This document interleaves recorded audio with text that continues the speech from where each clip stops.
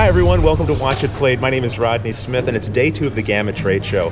I'm in one of the large rooms you can see here behind me. People are setting up their various booths.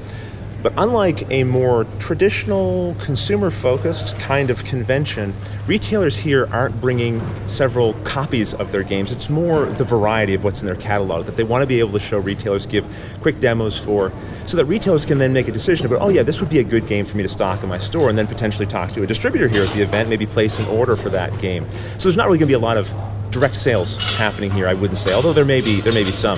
During the day, of course, there'll also be seminars for retailers to attend as well, including premier presentations. These are about 1-hour blocks that publishers have where they can have their own private room. People can come in, grab a seat, and then hear about the products that are going to be released and the kind of support that's going to be given to them. Possibly some new announcements will happen there as well. So I hope to attend a couple of those and be able to share that information with you. But for now, I should probably get out of this room. There's a lot of work going on here, and I don't want to be in the way. Well, here's a surprise twist. It's the end of the second day of the GAMA trade show, and I haven't shown you anything. Well, not yet. I'm going to in a moment.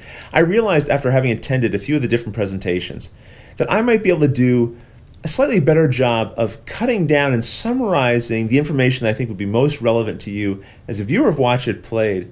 I'm still going to show you some clips from the presentations, but I'm going to stay with you and just do a little voiceover and talk you through the key points of information. So why don't we get started with that right now? Before the premier presentations with the publishers began, there were seminars like this one that was about how to run a board game cafe. So if a retailer was already doing that or thinking about doing it, you could come here, listen to information, and also ask your questions and hopefully get some helpful guidance.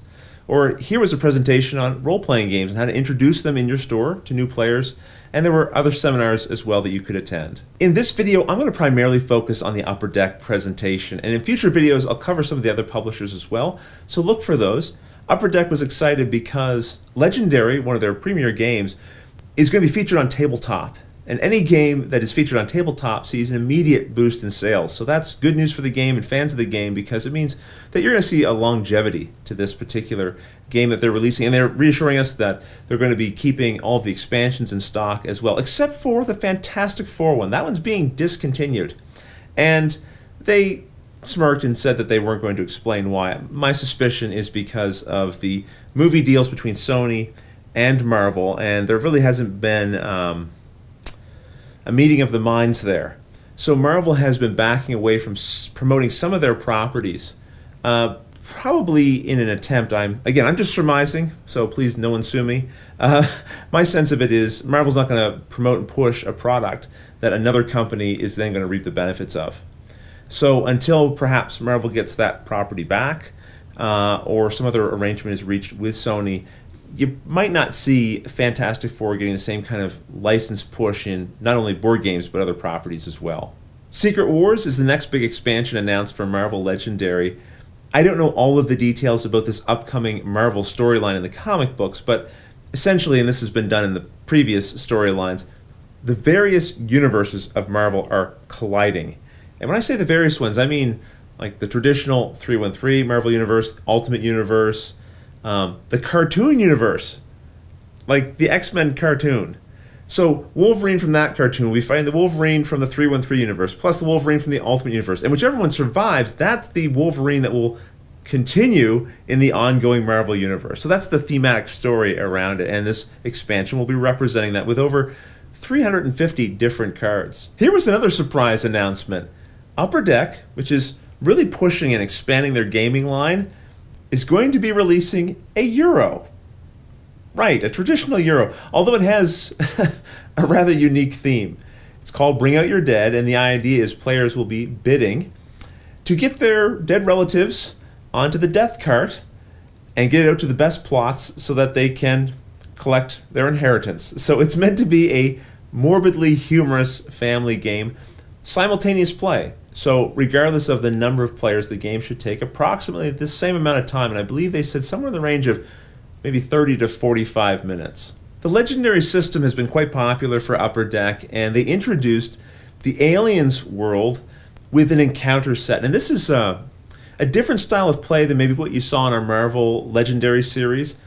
It's similar, but there are some pretty key differences. So they're going to be releasing Legendary Encounters Predators as well.